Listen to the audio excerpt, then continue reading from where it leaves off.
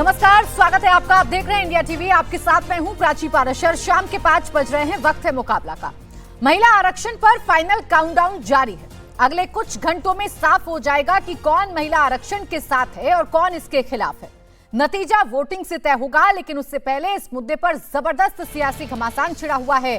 सरकार महिला आरक्षण को लेकर फुल एग्रेसिव है, तो विपक्ष भी पैर पीछे खींचने को रत्ती भर भी तैयार नहीं है। अब से थोड़ी देर बाद अमित शाह इस पर पूरी डिटेल सामने रखेंगे। लगभग सब कुछ इसी बात पर निर्भर है कि अमित शाह का मूव क्या रहने वाला है। लेकिन उससे पहले राहुल गांधी ने लोकसभा में अपनी बात रखी। राहुल ने तो इस बिल को महिला आरक्षण बिल मानने से ही इनकार कर दिया। राहुल ने कहा कि सारा मामला डिलिमिटेशन का है। ओबीसी, एससी, एसटी से उनके अधिकार छीनने की तैयारी है। राहुल ने इस मुद्दे पर पहले तो पूरी गंभीरता दिखाई, लेकिन थोड़ी ही देर में वो लाइट मोड में आ गए। लोकसभा में मैजिशियन की कहानी सुनाने लगे। सत्ता पक्ष ने कई बार विरोध किया, स्पीकर ने दर्जनों बार टोका, लेकिन राहुल नहीं माने। मैजिशियन की कहानी सुनाई और फिर पीएम मोदी का मजाक उड़ाने की कोशिश की, जिस पर सदन में जबरदस्त हंगामा हुआ। राहुल ने अपनी बात कंप्लीट की और 16 नंबर की एक पर्ची उठाकर लोकसभा से बाहर निकल गए।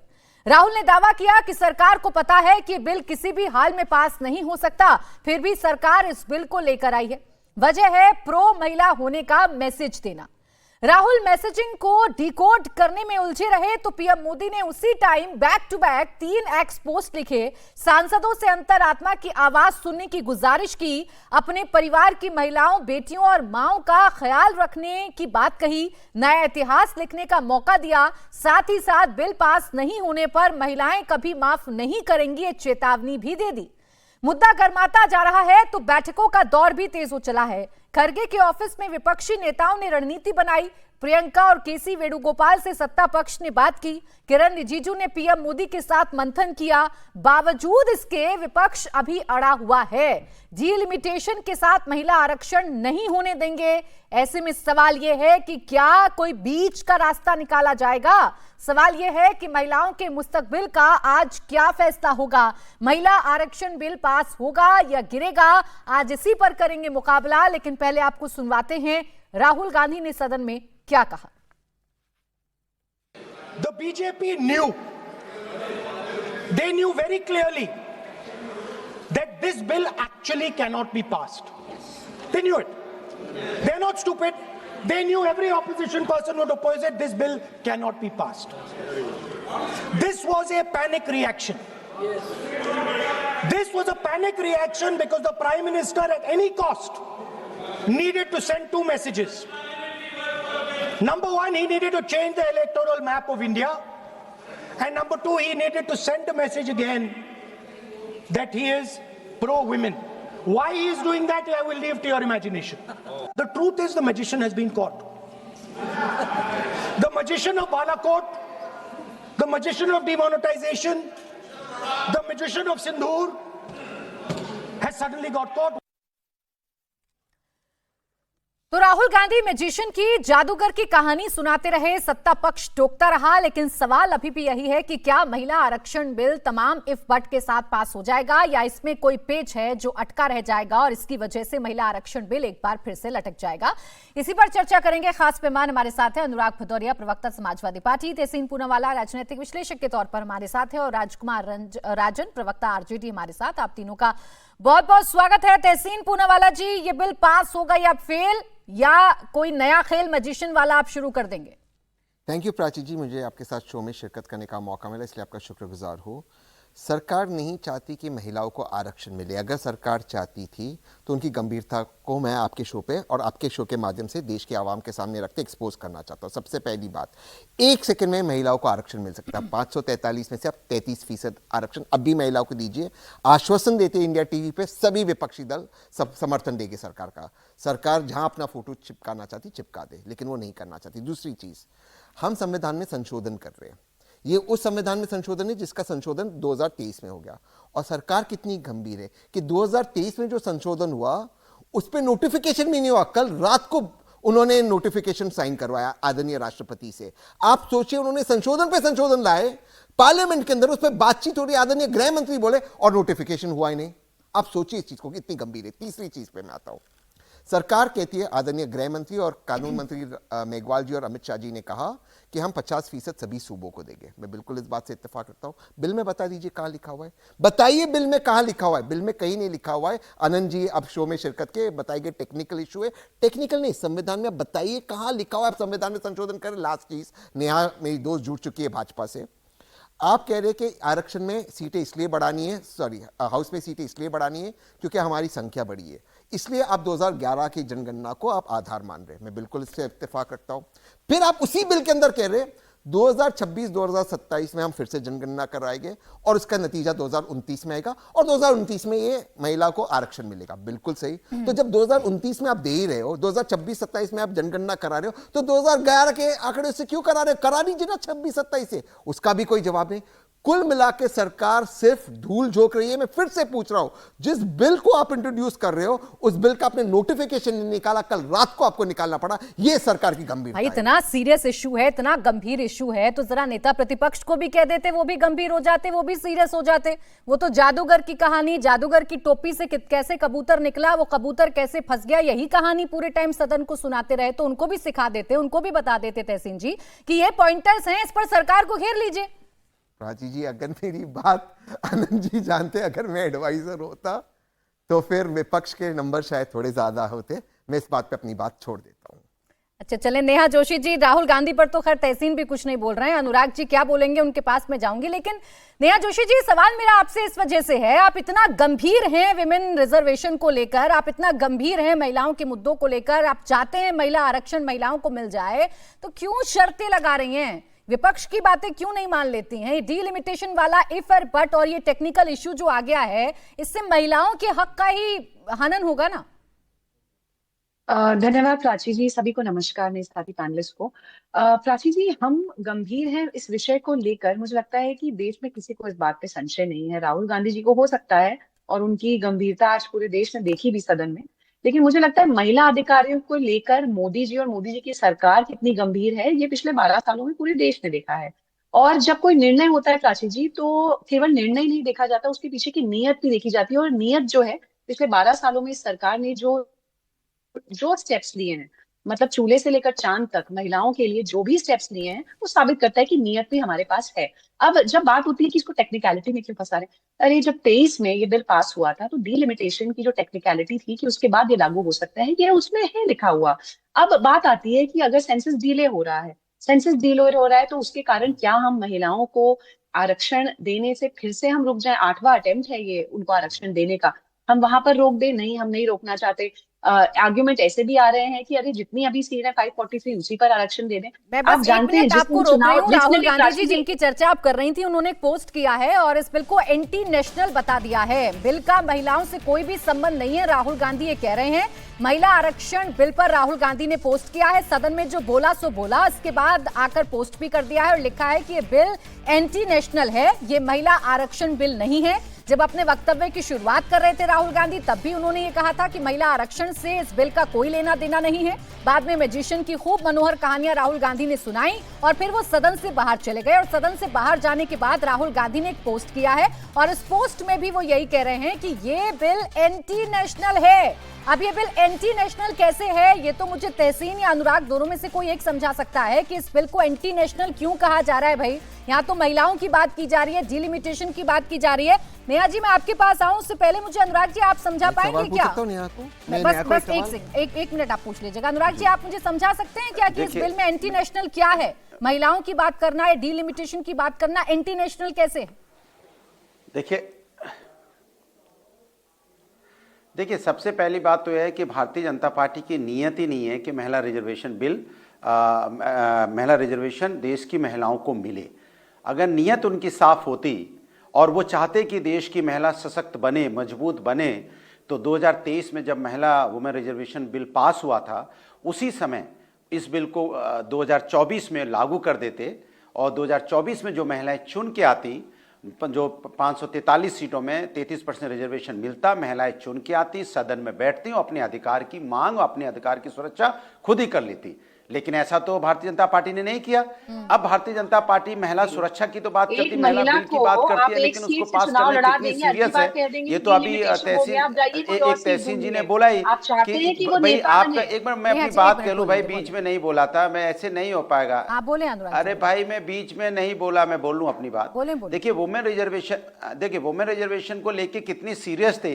जो बिल विपक्ष के नेताओं ने मिलके महिला आरक्षण बिल पास किया था उसका नोटिफिकेशन ही नहीं किया था। इसके मतलब बिल बना ही नहीं था। मैंने वो, अगर नोटिफिकेशन नहीं होगा तो लागू कैसे होता?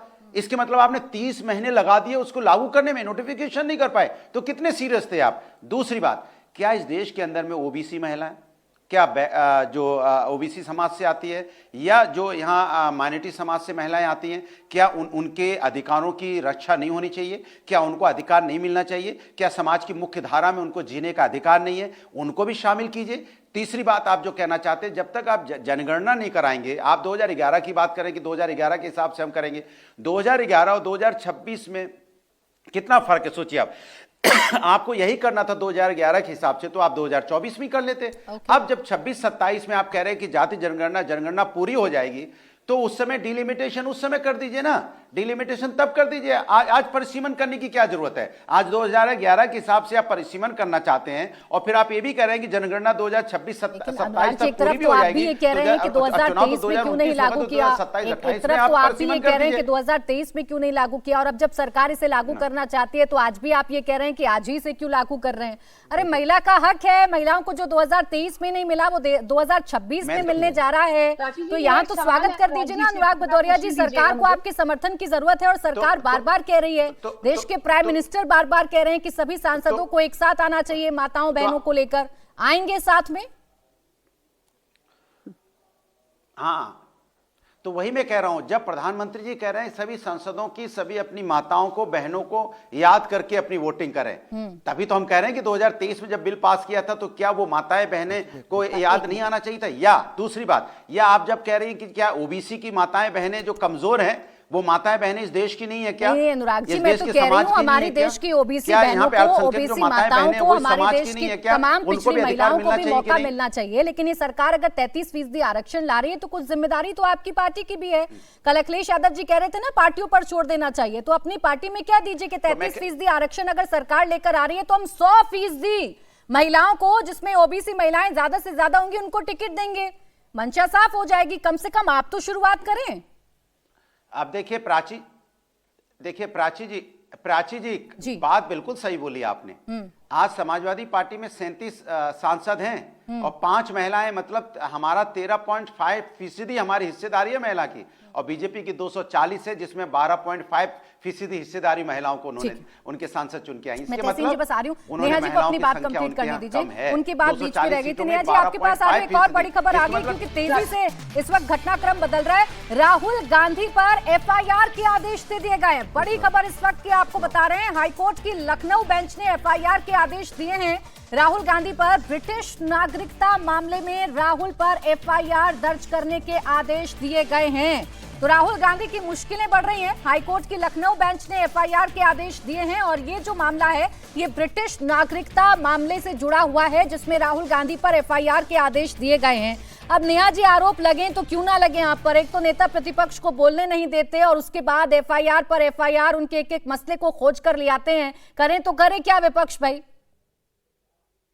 प्राची जी, अनुराग जी ने कभी चुनाव लड़ा या नहीं मुझे नहीं पता, मैं जानती नहीं इस बारे में, लेकिन जिसने भी चुनाव लड़ा हो उसे समझ में आएगा कि एक कॉन्स्टिट्यूएंसी को सींचने में, नर्चर करने में कितना समय लगता है। महिलाओं को आरक्षण दे के हमें सिर्फ टोकनिज्म नहीं करना है, हमें उन्हें नेता के रूप में स्थापित होने देना। और इसीलिए ये जो पूरी प्रक्रिया है, जो अमेंडमेंट्स है, ये आवश्यक है। संसद में सीटें बढ़ने वाली हैं, क्या विपक्ष को नहीं पता था? नई संसद में पहला बिल पास हुआ था, नई संसद जो एक बढ़ी हुई संख्या की संसद तैयार हुई थी, उसमें पहला बिल नारी शक्ति वंदन पास हुआ था। उसमें क्लियर था कि डिलिमिटेशन उसके बाद होगा और संसद की सीटें बढ़ेंगी। क्यों आप चाहते हैं कि एक महिला को, देखिए आप जिस पार्टी से आते हैं अनुराग जी, वहां संसद में भी जब बोलने की बात आती है तो एक ही महिला याद आती है, डिंपल यादव जी। दूसरी महिला, अगर मैं प्राची जी से पूछूं, प्राची जी एंकर हैं राजनीति की जानकार है, और जितने भी हमारे प्रिया पैनलिस्ट हैं, मुझे सरोज जी ने एक भी बोला, दूसरे नेता कैसी बातें समाजवादी कर रहे हैं पार्टी आप? के बता दीजिए, डिम्पल यादव जी के अलावा। अरे मैं अपना आपको नाम तब बदल जानकारी दूंगी, नहीं, नहीं आपको यही आपको नहीं याद जानकारी आएगी। मैं चुनाव लड़ाऊं, आपको यही नहीं जानकारी है कि महिला अरे मुझे नहीं वहां पर जानकारी इंदिरा आसन जी सर। बोलती हैं, अरे प्रिया सरोज जी बोलती हैं, तो आपको मेरे जानकारी बारे में करके भी नहीं आइए। पता अगर आप होगा, मैं इतनी प्रवक्ता बड़ी हैं नेता तो नहीं आपको हूँ। जानकारी नहीं है कि किस किस महिला ने नहीं, बोला है, मुझको कौन कौन चाहिए महिला जानकारी बोलती सर, है, मुझे तो नहीं आपको है, तो इसीलिए जानकारी का मैंने अभाव पूछा है। था। लेकिन अगर बीजेपी आपको के साथ ये अनुभव होता, दिक्कत है कि उनको कोई अगर जानकारी नहीं आपको रहती है। चुनाव आप लड़ने बिल का पास चुनाव करा एक लेते हैं, सेकंड रुको, नोटिफिकेशन उमरा तो करवा कौकरिया नहीं जी, पाते इस 30 मिनट महत्वपूर्ण तक। क्या महिला की बात मुद्दे को कर डिरेल महिला नहीं करते की हैं। बीजेपी नेहा बात जी को करेगी? आपके बारे में कितना पता है, आपको नेहा जी के बारे में कितना पता है, इस विषय पर बाद में कभी चर्चा कर लेंगे, इसमें बाद में कभी चर्चा कर लेंगे। अभी आकर महिला आरक्षण पर चर्चा प्रवक्ता कर में लेते रुक के हैं। मेरा नेहा जी, काम मेरी करवा शिकायत दीजिए। आपसे सिर्फ इतनी है, या मेरा प्रश्न आपसे सिर्फ इतना है कि आधी अधूरी तैयारी के साथ आप लोग इस बिल को लेकर क्यों आए, जब पता था कि 2/3 बहुमत की जरूरत है और विपक्ष डीलिमिटेशन को एक्सेप्ट नहीं करेगा 2011 की जनगणना के आधार पर, तो तैयारी पूरी क्यों नहीं की, विपक्ष को साथ में क्यों नहीं लिया आप लोग? प्राची जी, यहाँ डीलिमिटेशन इश्यू है ही नहीं। डीलिमिटेशन होना था, ये सबको पता था। डीलिमिटेशन किस आधार पे होना था और क्या क्या issue उसमें है? किसी स्टेट को नुकसान हो रहा है, ये जो संशय था उसको प्रधानमंत्री जी ने, गृह मंत्री जी ने सदन में खड़े होकर उन डाउट को क्लियर किया है। एक 50% रिप्रेजेंटेशन हर स्टेट का बढ़ेगा। प्रोपोर्शनल रिप्रेजेंटेशन की जो 10 सेकंड का जवाब है। जो विषय आ रहा था वो भी बहुत आगे क्लियर बढ़ो, हो चुका है। तो अब आप बताइए, जब किसी स्टेट को नुकसान नहीं हो रहा है, 10 किसी सेकंड। वर्ग को नुकसान नहीं हो ठीक रहा है है, तो नेहा, इसमें नेहा जी अलग आपकी अलग बात जो ठीक है, objection लेकिन लगाए जो जा रहे हैं, बातें आप SC, सदन में ST, कहकर OBC, समझा रही हैं, दलित, जो बातें आप टीवी महिला, चैनल्स पर ये आकर समझा लाकर रही हैं, केवल क्या हमारे महिलाओं देश के के विपक्ष अधिकारों को को आप solve साथ करने लेकर की नहीं प्रयास चल किया सकते जा थे? रहा है। क्या पूरी तैयारी के साथ इस बिल को लेकर नहीं आ सकते थे? जब ये इतना महत्वपूर्ण है, महिलाओं को आप हक देना चाहते हैं, जो उनका अधिकार है, तो क्या प्राची जी, विपक्ष को समझाना, किस विपक्ष को की आप साथ बात लेकर कर रही चलना हैं? आप लोगों की आप जिम्मेदारी उस नहीं विपक्ष था? की प्राची जी, वो विपक्ष जो सदन में खड़े होकर कह रहा है कि नारी को नारा बना दिया गया, वो विपक्ष जिनकी पार्टी के नेता सदन में खड़े होकर बिल को फाड़ चुके हैं एक बार, वो विपक्ष जो कहते हैं कि एक गांव सेकंड की महिलाएं नहीं है अट्रैक्टिव सही नहीं, तो बीजेपी किस विपक्ष को आप साथ लेके चलेंगे? ठीक है। आज प्रधानमंत्री आदरणीय मोदी जी कोशिश कर रहे हैं, वो आधी आबादी जो 4 दशकों से इंतजार कर रही है, पंचायत में कब हो गया था 50%? नेहा जी, आपकी कोशिशों पर मुझे कोई शक है नहीं, लेकिन ये कोशिशें अगर रंग लाती, अगर ये कोशिशें रंग लाती तो मुझे भी खुशी होती, आपको भी खुशी होती और इस देश की आधी आबादी को खुशी होती है। अभी तो हमें ये नहीं पता कि बिल का अंतिम क्या होगा, ये पास होगा कि नहीं होगा। अनुराग जी, एक सेकंड रुक जाए, बहुत छोटी सी प्रतिक्रिया दीजिएगा तहसीन जी, फिर आनंद जी के पास जाऊंगी। रुक जाए दोनों, प्लीज रुक जाए, बोलो। मैं नेहा जी का बहुत आदर करता हूं। उन्होंने आपके शो पे 2 महत्वपूर्ण बातें की। नेहा जी ने सबसे पहली बात ये कही कि पता नहीं जनगणना होगी या नहीं, बट नेहा जी ने कहा कि 2023 के बिल में ये कहा गया था कि होगी 2026-27 में, और इस बिल में भी जो वर्तमान पेश किया है कहा गया है कि 2000 नहीं please Neha ji, I never interrupted you, please give me 10 seconds. ये आप ही के शब्द थे। और अब नहीं, I am not misquoting you Prachi ji, I would like to be facted, but Neha ji अब मैं क्लियर कर दूं उसके बाद, अगर आप मेरे Neha ji please, it's not fair, I heard you, it's not fair, आप मेरे बात बोलिए ना, let the people hear. Neha ji होना है ना, ठीक है ठीक है, होना है ना, ठीक है ठीक है, आपकी बात में मान लेता हूं होना है, आपकी बात, इस बात को मान लेता हूं होना है, ठीक है, agree, I give it to you, I give it, I concede, होना है। अब नेहा जी कह रही है इंडिया टीवी पर कि होना ही होना है, मैं बात मान लेता हूं, 2026-27 में होना है, ये बात मान लेता हूं, 29 में आना है, ये बात मान लेता हूं, 29 में आरक्षण आना है, ये बात मान लेता हूं, तो आप 26 के डेटा से क्यों नहीं कर रहे, 11 के डेटा से क्यों कर रहे? इसका जवाब दीजिए। दूसरी बात आपने कहा कि अमित शाह जी ने प्लीज यार नेहा जी, अमित शाह जी ने आपने कहा, नेहा जी इज नॉट, नेहा जी ये फेयर नहीं है, Neha ji this is not fair, Neha ji this is not fair, just allow me. दूसरी बात आपने कही शो के ऊपर कि अमित शाह जी ने गारंटी दिया है 50% बढ़ेगा, ये आप लिखित में दीजिए संविधान में, ये 2 चीज का स्पेसिफिक जवाब दीजिए। अच्छा ठीक है, संसद के फ्लोर पे जो भी बोला जाता है वो ऑन रिकॉर्ड जाता है, नहीं बिल में होना चाहिए। अच्छा बिल में लिखित नहीं है, आएगा, ये तो संसद कैसे आएगा, ये संवैधानिक संशोधन है। अच्छा यकीन नहीं है तहसीन जी को, अमित शाह जी ने जो कहा उस पर नहीं, उनको लिखित में चाहिए। अब बिल कैसे होता है ना? बिल्कुल मैं समझ गई आपकी बात, और इसीलिए मैं आनंद जी के पास नहीं, अमित शाह जी की बात पे, राहुल गांधी की बात पे भी भरोसा किसी नहीं, राजनीतिक दल के प्रवक्ता के पास अभी जा नहीं रही हूँ, क्योंकि आपने टेक्निकल बात उठाई है, और यही बात प्रधानमंत्री कह रहे हैं कि बार बार टेक्निकल इश्यू लगाकर इस बिल को रोक दिया जाता है। मैं शाइना जी आ रही हूँ आपके पास फौरन, बस एक टिप्पणी मुझे आनंद जी की लेनी है। आनंद जी, जो शंका तहसीन जी ने जताई है, वो शंका वाजिब है या ये तकनीकी इशू है जिसका जिक्र प्रधानमंत्री कर रहे थे बार बार? वो मुझे लगता है कि तहसीन भाई ने 2 शंका जाहिर की। उन्होंने कहा एक तो 2011 के उस पर जनसंख्या के आधार पर क्यों नहीं किया गया, उसमें एक पेच है तहसीन भाई, हम लोग चर्चा कर भी चुके हैं। वो पेच ये है कि अगर 2011 के जनसंख्या के आधार पर डिलिमिटेशन किया जाएगा प्राची जी, तो जो वो नैरेटिव है उसको मजबूती मिलेगी और साउथ की सीटें कम हो जाएगी और नॉर्थ की सीटें बढ़ जाएंगी।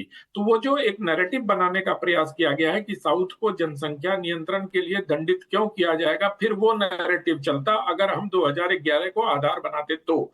मुझे लगता है कि उस पर तहसीन भाई आपको ध्यान देना चाहिए, और आप निरंतर ये कह रहे हैं तो 2011 वो एक फैलेसी का शिकार हो जाता है यह बिल, अगर हम 2011 को आधार मान लेते तो। दूसरी बात जो आपने नोटिफिकेशन की कही है बिल्कुल वाजिब है, उस पर आपका ध्यान गया और आपने लोगों का ध्यान आकृष्ट कराया है।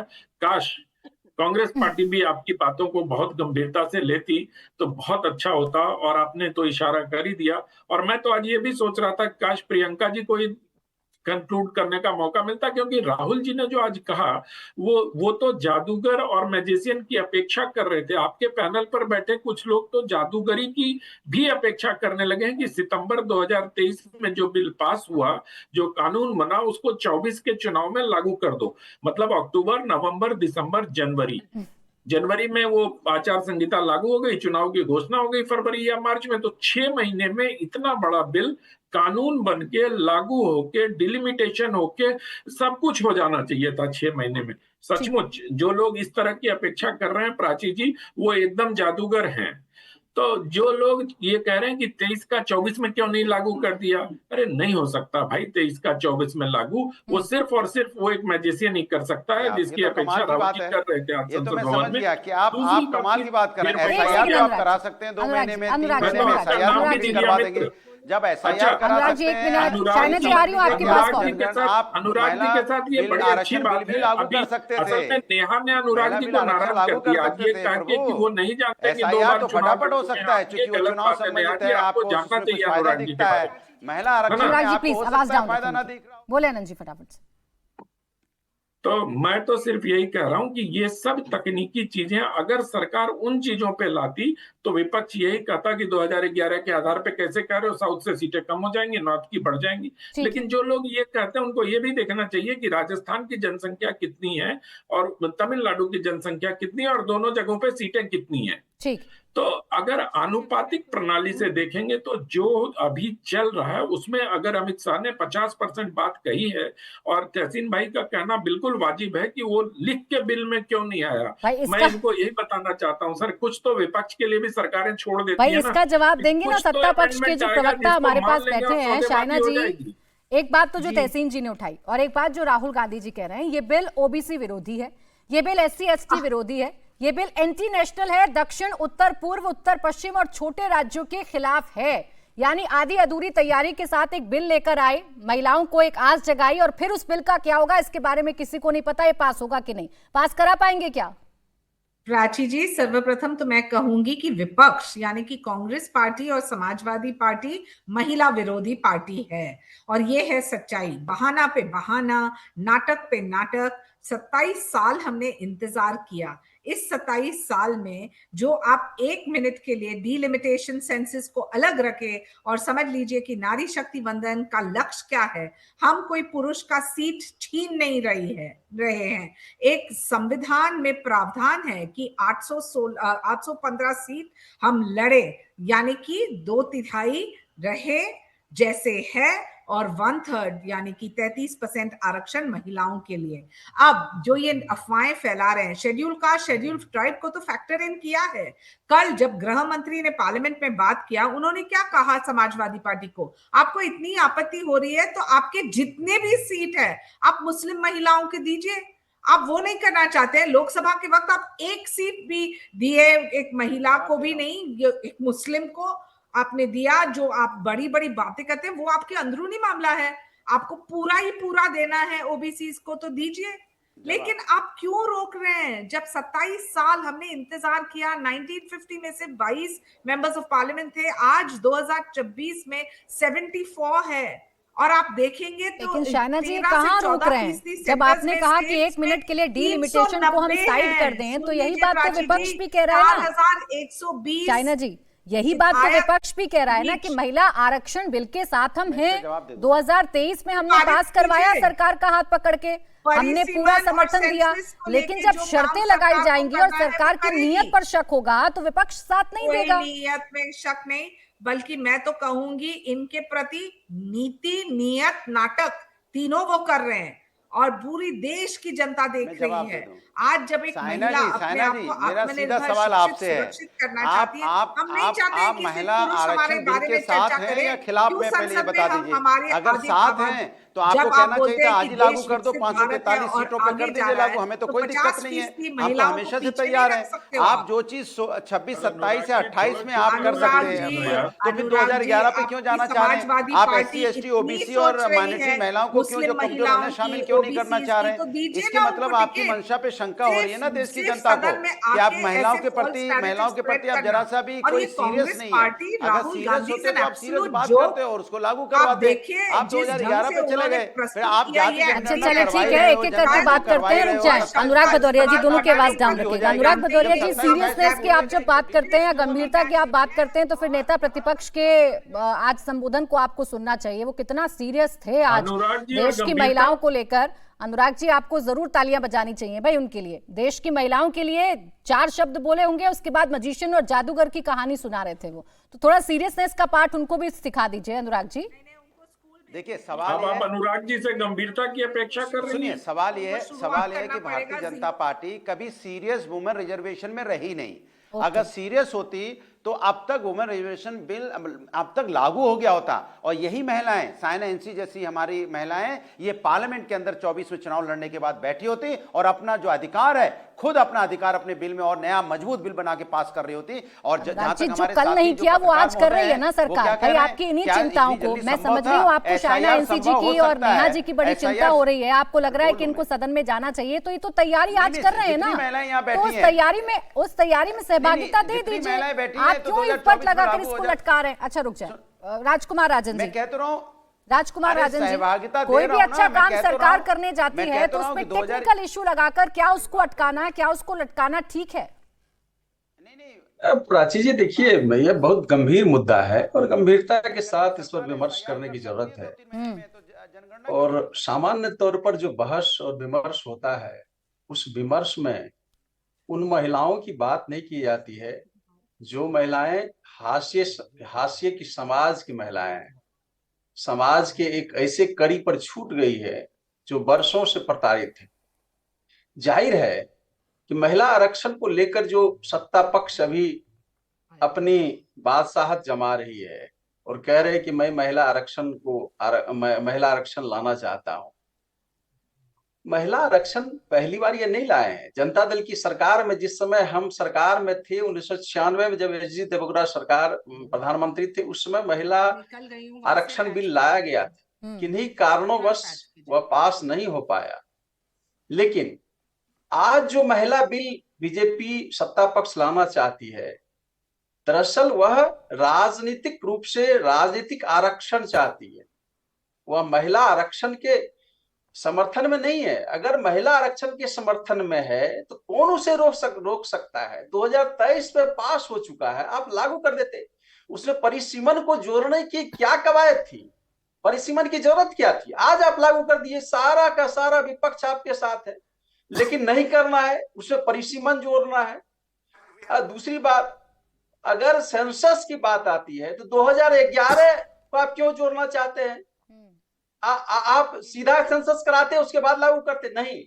लेकिन उसके पीठ पीछे जो है वह मंशा यह है कि एक षड्यंत्र ऐसा है जो राजनीतिक लाभ कैसे मिले और वाहवाही कैसे मिले, महिलाओं का समर्थन कैसे मिले, यह ज्यादा मंशा है। अरे तो ये बात तो कल खुला ऑफर दिया था ना प्रधानमंत्री ने आप लोगों को। आरजेडी के साथ नेहा जी आ रही भाई, ये तो खुला ऑफर कल प्रधानमंत्री ने दिया था आप लोगों को। वो तो क्रेडिट का ब्लैंक चेक दे ही रहे थे आपको, कह तो रहे हैं कि क्रेडिट ले लीजिए भैया।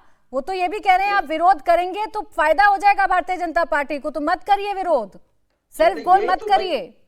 यही तो मैं कह रहा हूं, क्या भारतीय महिलाओं की आर्थिक राजनीतिक हैसियत क्या एक समान है? जो भारतीय समाज जो जातियों में विभक्त है, उन जातियों की अलग अलग महिलाएं, अलग अलग वर्गों की महिलाएं क्या उसकी राजनीतिक समीकरण, राजनीतिक चेतनाएं, आर्थिक संपन्नता, शिक्षा एक समान है? बिल्कुल बात क्या ठीक है सिर्फ राजकुमार आज राजन जी लेने आपकी, पर लेकिन से जिस सरकार आर्थिक से आप ये संपन्नता उम्मीद आ कर जाएगी? रहे हैं भाई, सशक्तिकरण हो शुरुआत इस जाएगा? सरकार ने की 33% आरक्षण ही सरकार दे रही है। भाई आप तो अपनी पार्टी में एकदम खुले हैं, आप तो नहीं, बहुत संवैधानिक आप तो सामाजिक न्याय का ध्यान रखते हैं, तो ध्यान रखिए ना। आप 33 में से आप जितनी भी ओबीसी महिलाएं हैं, जितनी भी पिछड़ी महिलाएं हैं, उनको दे दीजिए टिकट। रोकेंगे क्या भारतीय जनता पार्टी वाले आपको? सवाल या आपने कितनी प्राची ऐसी जी- पिछड़ी महिलाओं को आगे लाकर खड़ा कर दिया, बता दीजिए मुझे। ये सवाल प्राची जी इस पार्टी उस पार्टी का नहीं है, संवैधानिक व्यवस्था का नहीं है। सर, आपकी जिम्मेदारी का भी सवाल है ना। ये इस पार्टी उस सशक्तिकरण पार्टी के नहीं, समानता सवाल का देश है। का है, सवाल वह देश का है। स्त्री- एक आंकड़ा आपके सामने रख दूं राजकुमार राजन जी, आपको शायद अच्छा नहीं लगेगा। आरजेडी ने 12 ओबीसी को टिकट दिया, जिसमें से 8 यादव थे और सिर्फ 4 गैर जातियां थी।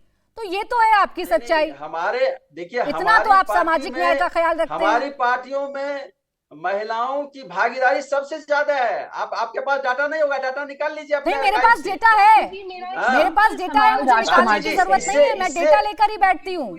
लेकिन ओबीसी को लेकर आप कितने गंभीर हैं, ये डेटा आपके सामने रख दिया है मैंने।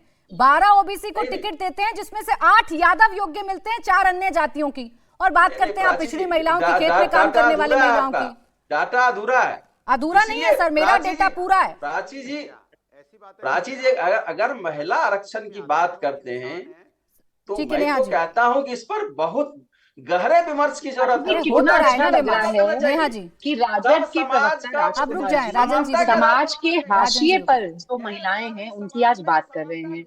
लेकिन जब राजद को मुख्यमंत्री बनाना होता है किसी को, तो उनको राबड़ी देवी जी ही मिलती हैं। जब संसद भेजना होता है तो मीसा भारती ही मिलती हैं। ऐसा क्यों है? क्योंकि इनका कोई मतलब नहीं है आम महिलाओं महिला से। की विरोध कर ये रही है। परिवार बेस्ड और पार्टी महिला है, आरक्षण ये के संबंध परिवार में बेस्ड पार्टी है। क्या अरे महिला राजकुमार जी, एक आप जवाब समान सुनने है? की भी हिम्मत भारतीय समाज में महिलाएं रखिए। एक जो समान है? प्राइवेट क्या लिमिटेड आदिवासी रुक पार्टी जाएं है, राजकुमार महिलाएं- राजन जी, जिन्होंने आवाज डाउन, बोलिए। जिन्होंने केवल एक परिवार की महिला को, उन महिलाओं को आगे बढ़ाने का काम किया, वो महिला हितों की बात ना ही करे तो अच्छा है। महिलाओं को लेकर आपका क्या रुख रहा है? आप एक परिवार की बियॉन्ड महिलाओं को ढूंढ नहीं पाते? क्यों नहीं आप नहीं तो संसद में मीसा भारती जी के अलावा और राबड़ी देवी जी के अलावा क्यों नहीं किसी को मुख्यमंत्री बनाने की बात आई थी? क्यों राबड़ी जी को मुख्यमंत्री बनाया था? तो अभी विषय यहाँ पर ये है कि आपको कोई अनुराग जी मतलब ने नहीं पूरा है इस डाटा देश की दिया है। महिलाओं से। आप कोटा विद इन कोटा की बात कर आप यहाँ केवल इस बिल को स्टॉल करने की कोशिश कर रहे हैं, क्योंकि आपको डर है कि और पार्टियों के पास, भारतीय जनता पार्टी के पास इतनी काबिल महिलाएं हैं कि कल जब आपको उनके सामने खड़ा होने पड़ेगा चुनाव काबिल में, महिलाएं तो आप किस कहीं वर्ग नहीं से आती टिकेंगे। है? प्रतिनिधित्व, हर वर्ग क्या प्रतिनिधित्व की जरूरत है। अरे जाएं, अभी तो राजकुमार प्राची जी जी, ने संवैधानिक आंकड़ा आपको व्यवस्था बता होनी दिया, चाहिए। आईना तो राजकुमार प्राची जी, जी ने आपको अगर बता दिया। समाज हमारा जातियों में विभक्त है, उन तो जातियों कितना का inclusive प्रतिनिधित्व आपकी होना policy चाहिए कि नहीं नहीं? है? कितनी राजकुमार जी क्या एक है? मिनट गैर रुक जाएं बराबरी नहीं प्लीज, है बीच हमारे में बार बार समाज में, बोलेंगे तो समाज डिबेट व्यवस्था है। एकदम डिरेल हो जाएगा। आपके अगर- आपके सवाल का जवाब नहीं आ पाएगा। आप जितने गंभीर है सामाजिक न्याय को लेकर, उस सवाल का जवाब नहीं दे पाएंगे नेहा जी, तो उसका जवाब आने दीजिए। नेहा जी, प्रश्न इतना है जो मैं आपसे पूछ रही हूँ, आधी अधूरी तैयारी के साथ आप महिलाओं का भला कैसे करेंगी? जब विपक्ष आपके साथ है नहीं तो इस बिल को पास कैसे कराएंगी? नहीं प्राची जी, विपक्ष हमारे साथ नहीं है, इसका मतलब ये नहीं है कि हमारी तैयारी आधी अधूरी है। जो आपको सदन के फ्लोर पर दिखता है वो केवल एक ट्रेलर मात्र होता है, उसके पीछे बहुत सारा होमवर्क जाता है। और मैं पूरी तरीके से आश्वस्त हूँ कि मेरी सरकार, मेरे गृह मंत्री, मेरे प्रधानमंत्री ने इतना होमवर्क किया है कि वो महिला आरक्षण जैसे गंभीर विषय को संसद से पास करा कर ले जाएंगे। और अगली बार जब चुनाव होंगे इस देश में तो ऐसे ऐतिहासिक चलिए, क्षण आप होगा, कॉन्फिडेंट सबसे है? अब तहसीन बड़ी जी आप हमारा बताएं, पास होगा जहाँ पे या अटक महिला जाएगा? आरक्षण जो है वो अब लागू ठीक है हो नेहा पाएगा। जी, एक मिनट, पास होगा या लटक जाएगा? सरकार एक पास सेकंड में पास कर सकती है, एक सेकंड में। मैं यहाँ ऐसे ही अनुराग जी, करेगी आरजे, बिल्कुल। Neha ji please please, Neha ji, I never interrupted anybody. सरकार एक सेकंड में पास कर सकती है। मैं अनुराग जी, आरजेडी, सबके बिहाफ पे कह रहा हूं, आप प्लीज इमीडिएटली 33% दे दीजिए। हम चाहते हैं नेहा जी जैसी, शाइना जैसी महिला आए हमारे संसद में, वहां के सांसद बने और अच्छी बातें रखें। एक सेकंड में पास हो सकता है, लेकिन आपकी मंशा नहीं है। लेकिन आप इसको डीलिमिटेशन से जोड़ना चाहते हो, और आप डीलिमिटेशन में भी सीरियस नहीं हो। ये आपने खुद इस शो पे कहा है कि शायद हो ना हो, और अगर हो रहा है तो 2026 के आंकड़ों से कीजिए। लेकिन 50% का कहाँ- कैप तो लगा रहे हैं ना समझ नहीं आ गृह रहा, मंत्री। एक मिनट, कहाँ एक ये मिनट, सब वो लिखित में दे दीजिए। नेहा जी एक लिखित में दे मिनट, दीजिए। नेहा जी, नेहा जी एक ये मिनट, बिल पास होने वाला है। 50% का कैप तो लगाया ही जा रहा है ना बार बार। ये सरकार यही तो बता रही है ना तहसीन पूनावाला जी कि 50% के हिसाब से किया जाएगा, जिससे चाहे साउथ का राज्य हो चाहे नॉर्थ का राज्य हो, सबके साथ जायज होगा, सबके साथ एक जैसा होगा, फेयर होगा। ये भी अनफेयर है। हालांकि वो 50% उन्होंने लिखते नहीं दिया और अनंत जी ने उसका जवाब दिया। ये भी अनफेयर है। मैं इसका उदाहरण दे दूं, मान लो एक कंपनी इंडिया टीवी के अंदर सभी जितने भी एम्प्लॉयज हैं उनकी सैलरी 50% बढ़ रही है। एक एम्प्लॉय जिसकी सैलरी 1,000 रुपए, उसकी 50% यानी 500 बढ़ी। एक है जिसकी सैलरी लाख रुपए, फिर क्या तरीका होगा? कॉस्ट टू भाई कंपनी, जनसंख्या के आधार पर तो साउथ इंडिया का फिर से नुकसान हो रहा है। करेक्ट, जनसंख्या के आधार पर अगर करिएगा तो हमारे दक्षिण भारत में सीटें तो फिर कम होंगी। बिल्कुल आपने सही कहा। इसीलिए इसके फॉर्मूला के लिए आपको विपक्ष के साथ बैठना होगा। पार्लियामेंट में परसेंटेज नहीं चलता, असल नंबर चलते, असल नंबर ये दे नहीं रहे। नहीं, इसका जवाब शायना जी आप दीजिए। एक मिनट नेहा जी प्लीज। शायना जी एक बात जो कही तहसीन पूनावाला जी ने, भाई आपको विपक्ष का साथ चाहिए, 2/3 बहुमत के लिए आपको विपक्ष का साथ चाहिए। आप लोगों के पास 292 ही है, हम बैठना चाहते हैं आपके साथ, वो बैठना चाहते हैं लेकिन आप बिठाइए, बैठा नहीं बुलाइए, रहे। चाय पिलाइए हमें।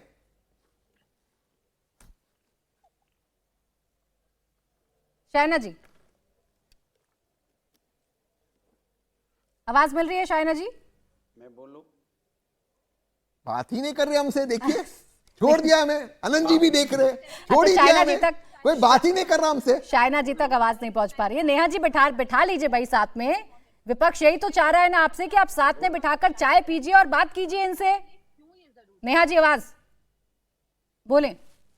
जी, मैं कह रही हूँ कि तहसीन जी आपका स्वागत है। आप भाजपा कार्यालय आइए, हम आपको समझाएंगे कि क्यों ये जरूरी है, कैसे भाजपा ने आंतरिक अपने संगठन में किस तरीके से इस रिजर्वेशन को लागू किया, क्या उसके फायदे हुए, कैसे मेरे जैसे लोग आज आपके सामने अगर बैठे हैं तो वो इसलिए क्योंकि भाजपा कार्यकर्ताओं को थोड़ा समझाएंगे। नहीं नहीं, तहसीन जी कह रहे हैं ना कि चाय पिलाइए, तो नहीं, ये तो अनफेयर है। सिर्फ भाजपा कार्यकर्ताओं को थोड़ी ना समझाएंगे, आप तो समझाएंगे विपक्ष को भी। क्या ये जिम्मेदारी नहीं थी सत्ता पक्ष की कि एक सर्वदलीय बैठक बुलाते, विपक्ष को कॉन्फिडेंस में लेते? एक minute Neha ji please, let me complete my question.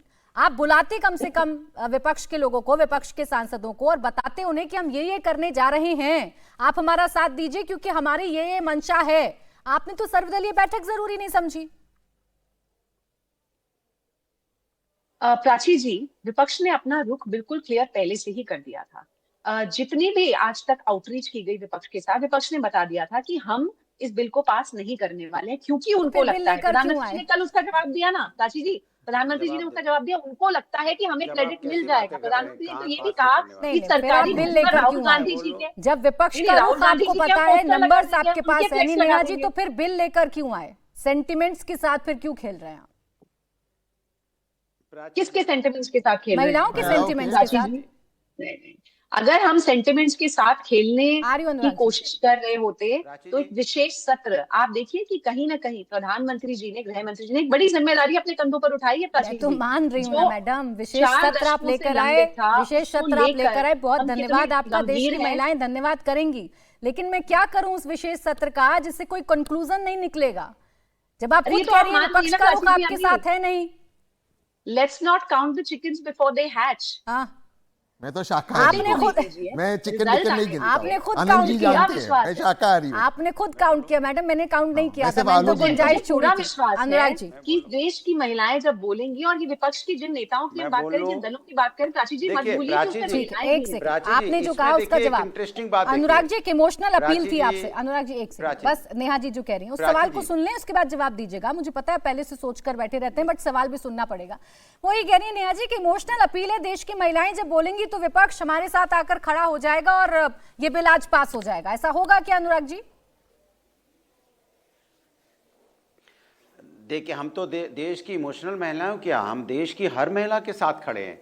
और उन्होंने कहा था बिल पास करवाते, अरे हमने तो 2023 में बिल पास करवाया, आप ही नोटिफिकेशन करने में इतने 30 महीने लगा दिए। हम तो आपके साथ ही खड़े हैं, आज भी हम महिलाओं के साथ खड़े हैं। और हम चाहते हैं कि आप कह रहे हो बीजेपी कार्यालय आइए, अरे आप अगर सीरियस होते तो पार्लियामेंट में सर्वदलीय बैठक बुलाते, बीजेपी कार्यालय में नहीं बुलाते, आप पार्लियामेंट में बुलाते। और सभी जो विपक्ष के नेता हैं ओबीसी देश के हैं, उनको भी जनता ने चुना है। आप 240 में, वो 236 है यहाँ पे। एनडीए और इंडिया गठबंधन, अगर एनडीए बीजेपी 240 आई है तो यहाँ पे इंडिया गठबंधन 236 सीटें हैं, उनको भी जनता ने चुना सुना है, हम भी महिला समस्या की बात करते हैं, हम भी चाहते हैं उनको अधिकार मिले, लेकिन आप नहीं चाहते, आप आगे आगे दौड़ना चाहते हो। होता ना जैसे एक प्लेयर बॉल लेके आगे दौड़ना चाहता है, बाद में फिर गोल कर नहीं पाता है और टीम हार जाती है। ये बीजेपी के साथ हो गया। वो राष्ट्र की बात जब होती है, जब राष्ट्र को आगे बढ़ाने की बात होती है, अकेले भागना चाहता है। भाई अकेले भाग रहे हैं, इसलिए आप साथ में नहीं भाग रहे। ऐसा नहीं होता है। नेहा जी प्लीज एक मिनट, आपको पूरी टीम को लेके चलना पड़ता है, सारे विपक्ष के नेताओं को साथ लेके चलना पड़ता है। इंडिया टीम बनानी पड़ती है, जब इंडिया टीम बनती है तभी आप जीतेंगे, अकेले नहीं जीत सकते कभी। अनुराग जी, तो क्या इस बात को लेकर ज्यादा परेशानी है कि उन्होंने सर्वदलीय बैठक नहीं बुलाई, इसलिए हम पास नहीं होने देंगे? कि किसान बिल आपने पास कर दिया, बाद में किसान बिल वापस लेना पड़ा था ना। अनुराग जी, क्या इस बात की परेशानी है कि सर्वदलीय बैठक नहीं बुलाई, आप लोगों से पहले बात नहीं की, इसलिए पास नहीं होने देंगे? इसलिए नहीं, परेशानी इस बात की नहीं है। परेशानी इस बात की है कि भारतीय जनता पार्टी सीरियस नहीं है। अगर सीरियस होती तो चर्चा करती ना कि हम लेके आएंगे इसको, सब लोग को मिलकर ऐसा करना है कि 2000 अब क्या करते हैं, 2011 की जनगणना पे बात करते हैं, फिर कहेंगे, एक तो पार्लियामेंट के अंदर कह रहे हैं कि हम जनगणना करवा रहे हैं, मैंने कहा बट ये सीरियस शब्द आपने पकड़ लिया है, और ये सीरियस शब्द प्लीज सिखाइएगा नेता विपक्ष को, प्लीज सिखाइएगा। अच्छा रुक जाए, अनंत विजय जी, ये सवाल मैं आपसे भी जानना चाह रही हूँ, क्या आधी अधूरी तैयारी के साथ सरकार इस बिल को लेकर आ गई? विपक्ष साथ नहीं देगा परिसीमन को लेकर, साफ साफ कह चुका है विपक्ष कि हम परिसीमन वाली शर्त के साथ नहीं खड़े हैं साथ में। आज अनुराग जी ने बहुत अच्छी स्वीकारोक्ति कर ली कि ईगो के चलते बिल पास नहीं होगा, विपक्ष के ईगो के चलते। उन्होंने कहा कि अगर हमसे पहले बात कर लिए होते तो शायद ये बिल हम पास करा देते। परिसीमन तो एक बहाना है, अब चुप रहो यार थोड़ा, है ना, तो परिसीमन तो एक बहाना है। लेकिन प्राची जी, अनुराग जी जो बात कह रहे थे ना, बीजेपी, अनुराग जी प्लीज थोड़ा रुक जाए, अनुराग जी की आवाज डाउन कर दें ताकि अनंत जी बोले। अनंत जी, मैं जो अनुराग जी कह रहे थे, अनुराग जी तो गंभीर बात करने के लिए जाने जाते हैं और उसका उत्तर दे दिया, तो देखिए इनको थोड़ा बुरा भी लगता है, इनको ऑन एयर बुरा मान जाते हैं और वो फिर उस पर व्यक्तिगत टिप्पणियों पर उतर आते हैं। मैं उस पर नहीं जाता हूँ, रुक जाइए, इनको थोड़ा चुप कराइए प्राची जी। अनुराग जी प्लीज रुक जाएं, बोले हम आनंद जी। हाँ, मैं ये कह रहा था कि अभी जो आरजेडी के मित्र कह रहे थे ना, वो बहुत अच्छी बात कह रहे थे और उन्होंने बहुत गंभीरता की बातें की कि स्त्री आरक्षण जो है ये गंभीर मुद्दा है, लेकिन जो उनके तर्क थे ना, वो सब पैट्रियार्कल वो कंस्ट्रक्ट हैं कि महिला ऐसी होती है, महिला गरीब होती है, महिला ऊंची जाति की होती है, महिला, ये सब जो है ना पुरुषवादी सत्ता का एक कंस्ट्रक्ट है और इसी कंस्ट्रक्ट की आड़ में महिलाओं को अब तक दबाकर रखा गया। मैं कहता हूं कि एक बार देने का प्रयास तो करिए, एक बार शुरू तो कर दो महिलाओं को देना। जितनी गलतियां हैं, जितनी खामियां हैं प्राची जी, वो सब भविष्य में दूर की जा सकती है। और ऐसा नहीं है कि आज भाजपा है तो हो सकता है 20 वर्षों के बाद भाजपा की सरकार नहीं रहेगी तब ठीक कर लेना, लेकिन महिलाओं को आरक्षण देने का आरंभ तो करो। और सुनते क्यों नहीं आप और ऐसा है जिससे कि उनको अधिकार मिले, लेकिन भारतीय जनता पार्टी बार-बार इस डिस्कशन को सीरियस डिस्कशन बताते हैं, बार-बार आप कहते हैं कि सीरियसली मैं डिस्कस करना चाहता हूं, लेकिन जब कोई सीरियस बात करता है तो आपने बीच में आना होता है। ये सीरियसनेस नहीं होती है, तो ठीक वैसा ही है जैसा नेता प्रतिपक्ष खड़े होकर बोल रहे थे सदन के अंदर, तो कम से कम वैसा व्यवहार ना करें, वैसा व्यवहार ना करें। ना यहाँ कोई मनोहर कहानी सुनने आया है, ना किसी को मजिशियन के बारे में जानना है, ना ये जानना है कि अनुराग भदौरिया कितने सीरियस हैं। यहाँ जानना यह है कि देश कितना सीरियस है, आप लोग अपनी पार्टी को लेकर कितने सीरियस हैं और महिलाओं को लेकर कितना सीरियस है। तो 2 मिनट की खामोशी आनंद जी को कंप्लीट करने दें, फिर उसके बाद बाकी मेहमान बोले। आनंद जी। प्राची जी, मैं कुछ बोलना चाहती हूँ। मैं प्राची जी सिर्फ इतना कहना चाहता हूँ कि जितने भी दल हैं, तहसीन जी ने जो मुद्दे उठाए टेक्निकल मुद्दे हैं, अनुराग जी ने अभी तक बिल पढ़ा भी नहीं होगा, देखा भी नहीं होगा, मैं इस बारे में आश्वस्त हूँ। वो इधर उधर पढ़ के उस पर ज्ञान दे रहे हैं। तहसीन ने थ्रेडबेयर उस बिल को पढ़ा है और तहसीन जी से चर्चा करने में आनंद भी आता है। उन्होंने जो मुद्दे उठाए बहुत ही जेन्युइन मुद्दे हैं, लेकिन तहसीन भाई मुझे लगता है कि सरकार को इतनी छूट दीजिए, क्योंकि ये बहुत ही ऐतिहासिक मामला है। एक बार महिलाओं की कोई जाति नहीं होती सर, महिला महिला होती है, ना महिला गरीब होती है, ना उच्च जाति की होती है, ना अमीर होती है, कुछ नहीं। एक बार महिलाओं को सेम प्लेटफॉर्म पर लाने का कार्य आरंभ करिए, उसके बाद जितनी खामियां आप बता रहे हैं, मुझे लगता है कि जो भी सरकार संवेदनशील सरकार होगी वो इन खामियों को दूर करने के लिए तैयार होगी, और कल को संभव है कि आपकी पार्टी की सरकार बने तो आप उसको दूर कर लीजिएगा। लेकिन एक बार महिलाओं को संसद में प्रवेश करने और नीतियां बनाने में भागीदारी बनाने की और अपने कदम तो बढ़ा लीजिए, मेरा सिर्फ इतना कहना है। वो तो तब होगा ना जब तहसीन जैसे मुद्दे कोई विपक्ष का नेता उठाएगा भी, या वो सदन के अंदर ऐसी बारीकियां पकड़ेगा भी, वो तो तभी होगा, सरकार तभी करेक्ट करेगी। चले तहसीन जी, आप लिख कर दे दें, कम से कम अगली बार ये जो पॉइंटर्स आपने उठाएंगे उठा लें। लेकिन जो बात आनंद जी ने कही, मैं इसी बात पर आ रही हूँ भाई, कम से कम शुरुआत तो हो। वो बिल जो 27 सालों से 30 सालों से लटका हुआ है, कम से कम मिले तो सही। बिल्कुल सही कह रहे हैं आनंद जी से मैं बिल्कुल इत्तेफाक रखता हूँ। लेकिन अगर सरकार की मंशा वाकई सही होती तो ऑल पार्टी मीटिंग बुलाती, जो ड्राफ्ट है वो 1 हफ्ते पहले देती। हम सब जानते थे ये बिल आ रहा है, अगर देती हम इस पर अध्ययन करते, आनंद जी जैसे लोग आपके शो में इस पर चर्चा होती, देश के जनता के सामने से ये बिल देश हित में है, महिलाओं के हित में, तो काहे इसे गुप्त रखा 2 दिन पहले तक? आप लाते, इस पे सब अध्ययन करते, हम इस पे बातचीत करते, अच्छी चर्चा होते, आनंद जी आप इस पे कुछ राय देते, प्राची जी के शो पे चर्चा होती, इसके थोड़े लेख होते, तो सरकार को भी हम मदद करते। हम सरकार के मदद करना चाहते हैं, हम सरकार के विरोध नहीं है, हम टीम इंडिया का हिस्सा है। सरकार अफसोस से हमें टीम इंडिया का हिस्सा नहीं समझती, वो समझती कि वो अपनी मंशा से कुछ भी करेगी और हमें बस रबर स्टैम्प बना देगी। ऐसे नहीं होता, हमसे बातचीत कीजिए, ऑल पार्टी मीटिंग बुलाइए। तो क्या सुझाव देते तहसीन जी? जो मैंने अभी दिया है, आनंद जी भी उससे इत्तेफाक रखते हैं, और हो सकता है सरकार उसे कबूल करे, कुछ गिव एंड टेक हो, ऐसे ही तो लेजिस्लेशन पास होते। लेकिन बातचीत तो हो, बैठे तो सही, एक साथ तो बात करें। ये कौन सा एटमॉस्फेयर है? तहसीन भाई 17 मिनट और इंतजार कर लीजिए, अमित शाह की क्लास आरंभ हो जाएगी।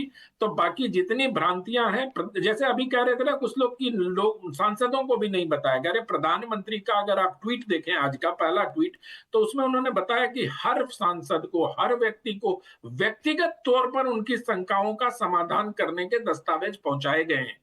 तो मैं तो ये कह रहा हूं कि चलो, अगर सरकार से गलती भी हो, विपक्ष थोड़ा बड़ा दिल दिखा के पास करो महिला बिल को, महिलाओं को आरक्षण दो, उसके बाद सुधार कर लेना। तहसीन भाई, ईगो का प्रश्न मत बनाइए, इसको नाक का लड़ाई मत बनाइए, ये महिलाओं की लड़ाई है। और यही पुरुषवादी सोच है जिसमें उलझा के 40 सालों से रखा गया महिला आरक्षण। अब चले अनुराग जी, बड़ा दिल दिखाएंगे क्या? अब तो कुछ ही देर रह गई है।